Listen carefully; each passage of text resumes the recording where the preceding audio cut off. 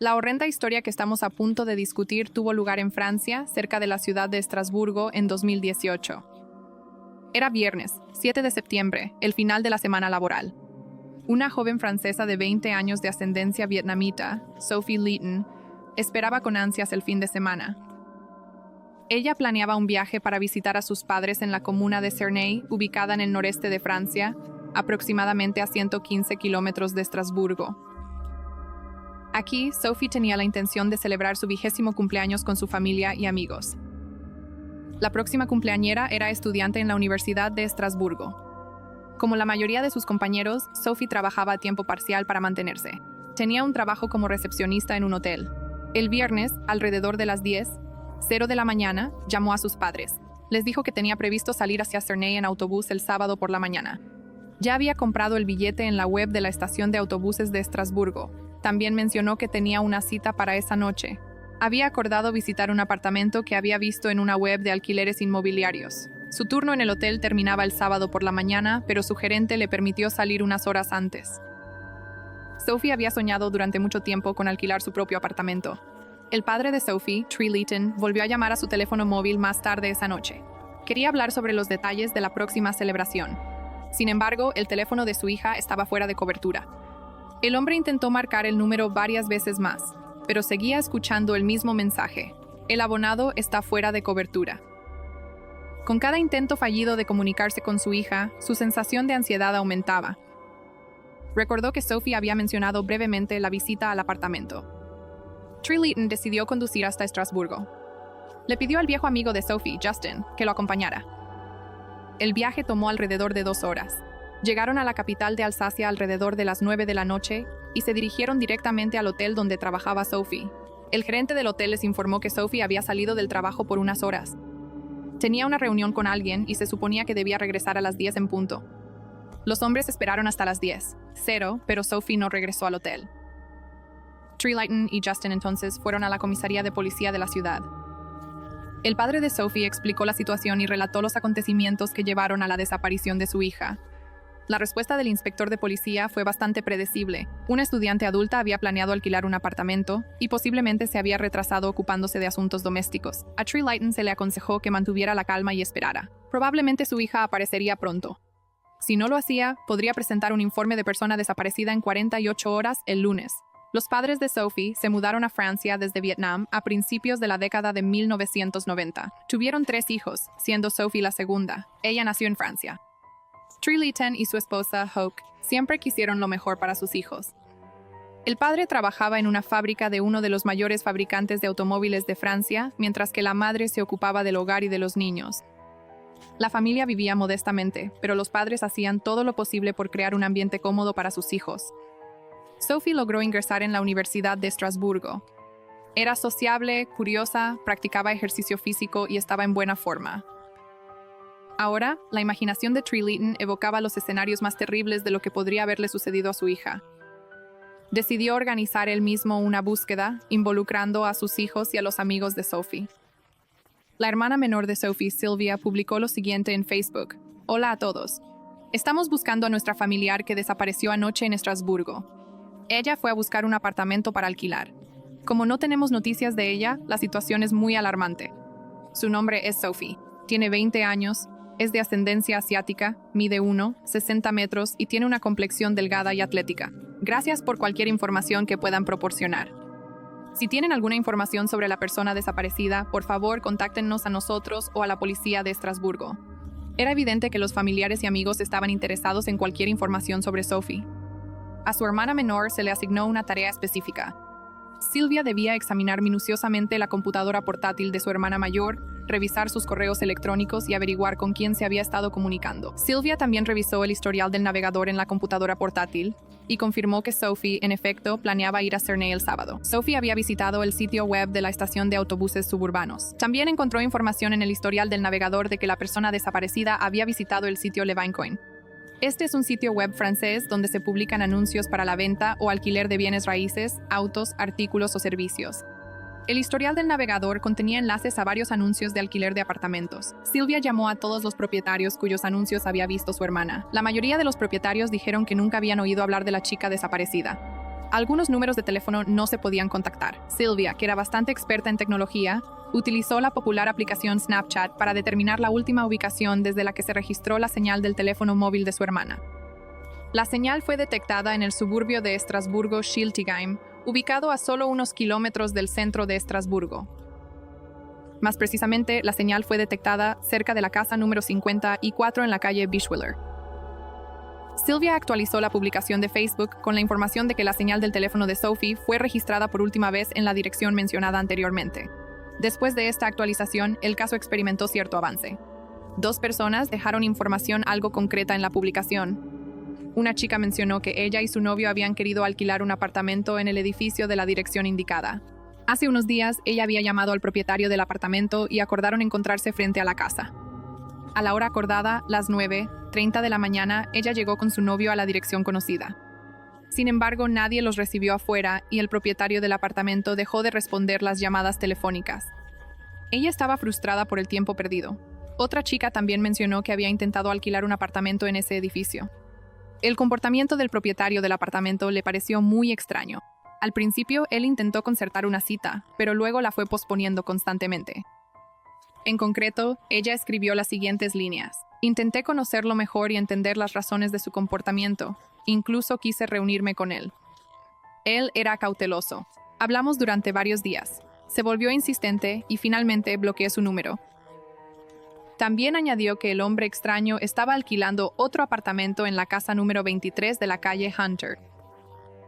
Al mirar el mapa, podemos ver que la segunda casa está literalmente a 200 metros de la ya conocida casa número 54. Sylvia le pasó la información recopilada al amigo de su hermana, Justin. Él decidió visitar las direcciones indicadas. Al llegar a la casa número 54 en la calle Bischweiler, Justin se dio cuenta de que encontrar el apartamento correcto no sería fácil. El edificio tenía alrededor de 140 apartamentos. Tocó en cada uno, pero solo abrieron la puerta en aproximadamente 1 de cada 3 apartamentos. Naturalmente, todos los que abrieron la puerta no tenían nada sustancial que decir. Los residentes nunca habían oído hablar de la chica desaparecida. La encuesta entre los residentes del edificio no dio resultados, pero Justin y el padre de Sophie, que se le había unido, no perdieron la esperanza. Decidieron vigilar el edificio, observando quién entraba y salía.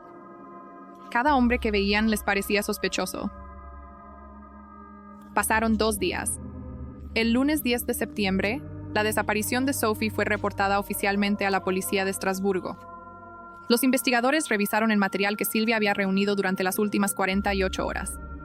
En particular, examinaron los anuncios que Sophie había visto el viernes por la mañana. Entre otros, prestaron especial atención a un anuncio en particular. El texto decía: se alquila apartamento privado de una habitación en Estrasburgo, 35 metros cuadrados, calefacción eléctrica, baño, cocina independiente, balcón. El alquiler más los gastos ascendía a 350 euros al mes. En muy buen estado, ubicado en el 5º piso, sin ascensor. Es perfectamente adecuado para una estudiante femenina. Fue esta última frase la que alertó a los investigadores. Cabe señalar que este era un precio muy atractivo para un apartamento de este tipo en esa zona. Los investigadores decidieron de inmediato comprobar a quién pertenecía el número de teléfono que figuraba en el anuncio. Rápidamente se dieron cuenta de que el número era bastante inusual. El inicio del número correspondía a los dígitos 7. Lo más probable era que este número estuviera redirigiendo las llamadas a otro número. Los especialistas determinaron a dónde se estaban dirigiendo las llamadas. El propietario del número resultó ser Jean Mark Reiser, de 58 años. Esta persona ya era bien conocida por las agencias de seguridad. Anteriormente había sido condenado por un delito sexual y sentenciado a 15 años de prisión, pero fue liberado bajo libertad condicional en 2010.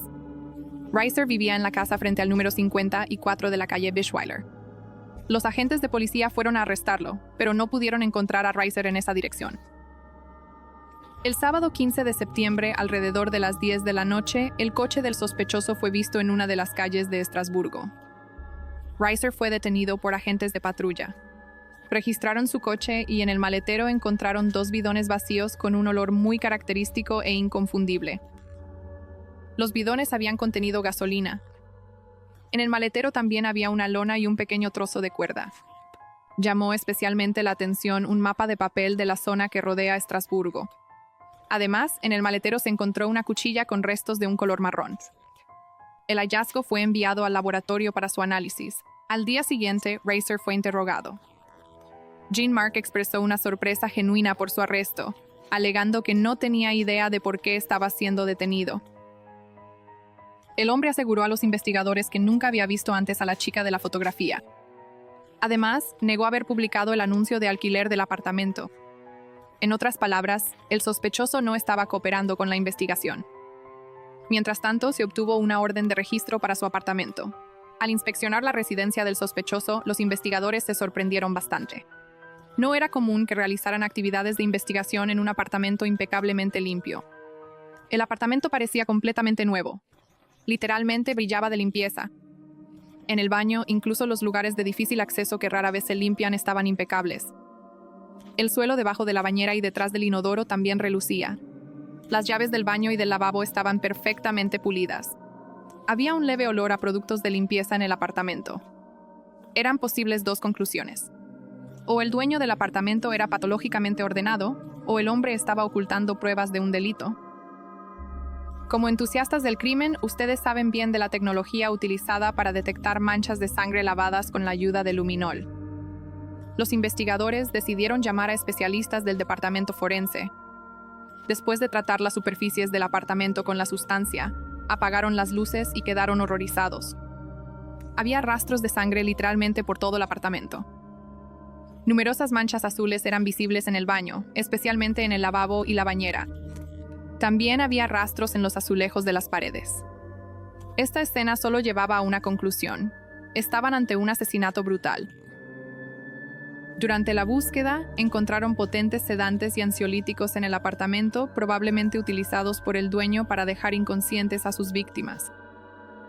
Los investigadores también examinaron el contenido de la computadora portátil encontrada en el apartamento del sospechoso. Curiosamente, el historial del navegador no había sido borrado. Parecía que Jean-Marc estaba seguro de que no lo atraparían. El sospechoso había realizado las siguientes búsquedas en su navegador: lista de países que no extraditan sospechosos a Francia y ¿cuáles son las consecuencias de ocultar un cuerpo? Probablemente Reiser planeaba huir del país.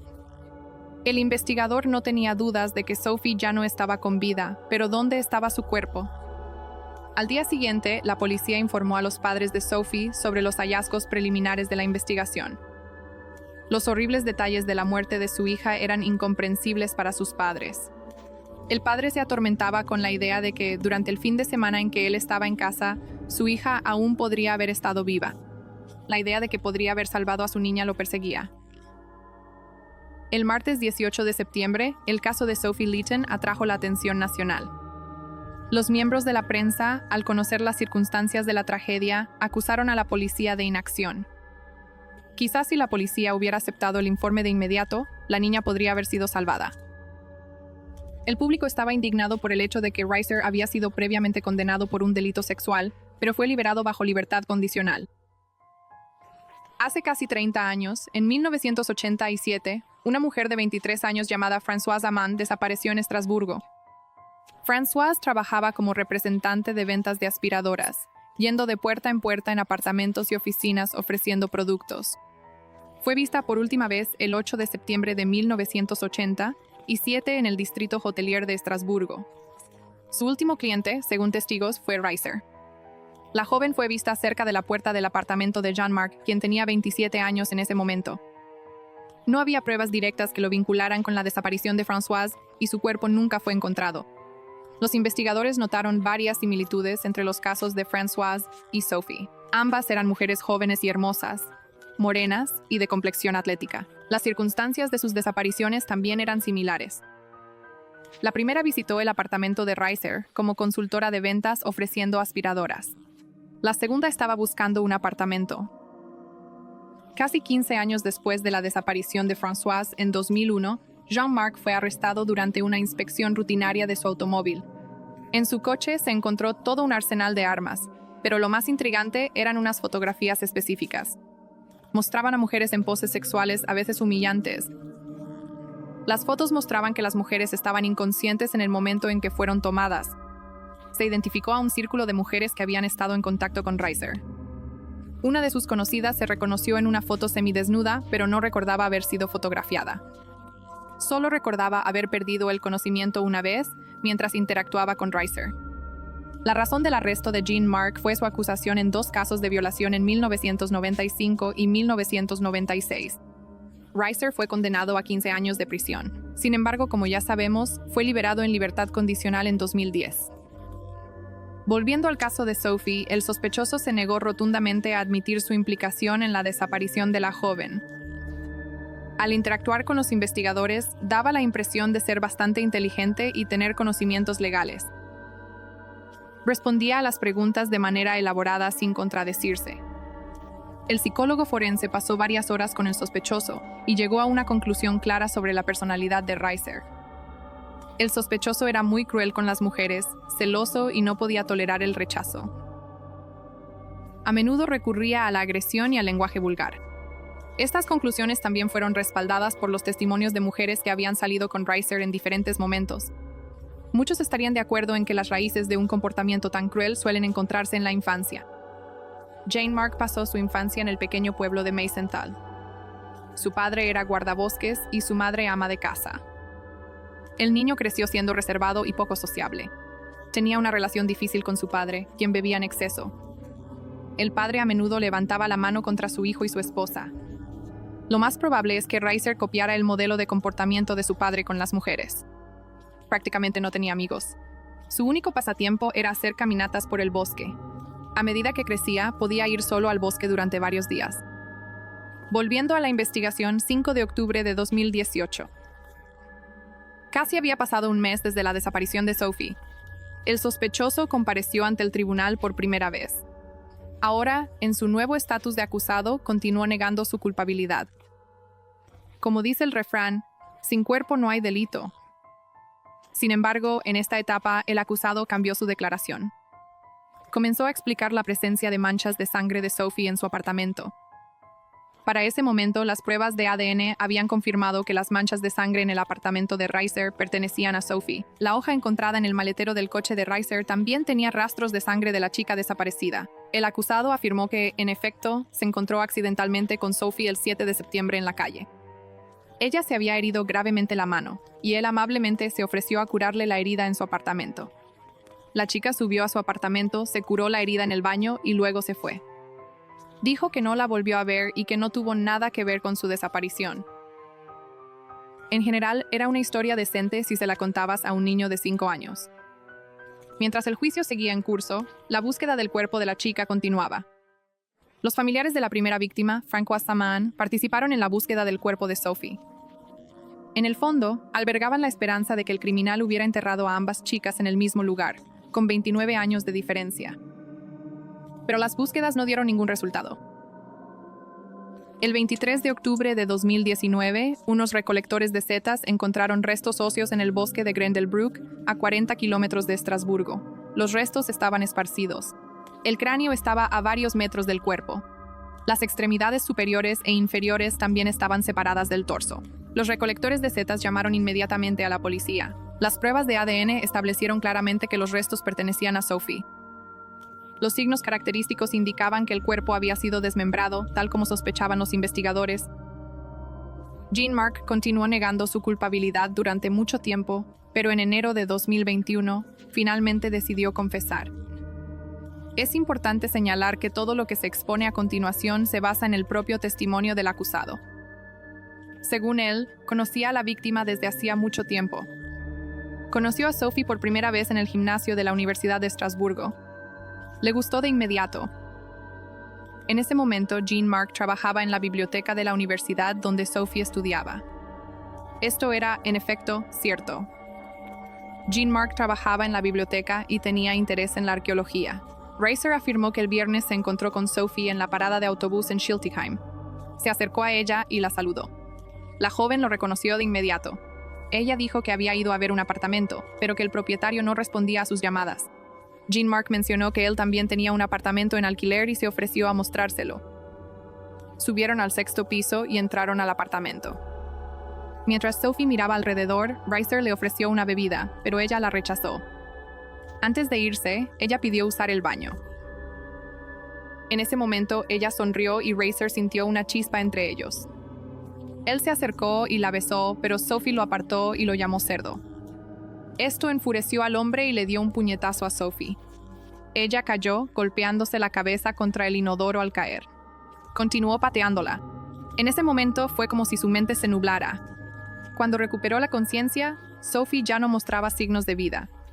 Reiser se acostó junto al cuerpo durante aproximadamente 1 hora, incapaz de atreverse a llamar a la policía. Dado su historial delictivo, pensó que los investigadores no le creerían. Al principio planeó sacar el cuerpo del apartamento por la noche, envolviéndolo en una alfombra, pero luego pensó que los vecinos podrían notarlo. Así que decidió desmembrar el cuerpo y meter las partes en bolsas. Una vez que terminó todo, se deshizo de las partes del cuerpo en el bosque. Arrojó las pertenencias de la víctima a un contenedor de basura cerca de la autopista, no muy lejos del bosque. También se deshizo del teléfono de Sophie, después de haberlo destrozado en casa previamente. Al final de su declaración se dirigió a la familia de Sophie. No sé qué me pasó, ojalá pudiera retroceder el tiempo, pero no puedo. Entiendo el dolor de los padres. Todo lo que puedo hacer es esperar que algún día puedan perdonarme. No quise que esto sucediera. La fiscalía tenía su propia versión de los hechos. Jean Mark, en efecto, había estado intentando atraer mujeres a su casa usando un anuncio de alquiler de apartamento. Quería chicas jóvenes, así que escribió una nota en el anuncio. Opción ideal para un estudiante. Al principio, sus intentos de atraer a su víctima a una trampa fueron en vano. Las chicas venían a vernos ya sea con amigas o con jóvenes, pero afortunadamente para él, Sophie vino a verlo sola. Lo más probable es que quisiera emborracharla, tener relaciones sexuales con ella mientras estuviera inconsciente, pero la chica se negó a beber. Al darse cuenta de que el plan original estaba fallando, la golpeó. Sophie perdió el conocimiento. Después de asegurarse de que la víctima estaba muerta, llevó su cuerpo al baño. Desnudó a la chica y luego la descuartizó. Mientras caminaba frenéticamente por el apartamento, manchó el suelo de sangre. Empaquetó las partes del cuerpo en bolsas de plástico y las llevó en coche al bosque. Los restos del cuerpo fueron cubiertos con hojas. Luego regresó a casa. Al día siguiente, comenzó a limpiar el apartamento. La conclusión de los peritos forenses hablaba de una intención directa al cometer el crimen. Un examen del cráneo y las vértebras cervicales no reveló signos de un golpe fuerte, como había afirmado el acusado. La fiscalía sugirió que la víctima había sido estrangulada. De hecho, en el caso de violación de 1995, la víctima declaró que durante el crimen, Reiser la había estrangulado con las manos. Ella perdió el conocimiento. Esto probablemente salvó a la víctima, ya que el agresor seguramente pensó que estaba muerta. El 5 de julio de 2022, Jean Mark Reiser fue condenado a cadena perpetua sin posibilidad de libertad condicional.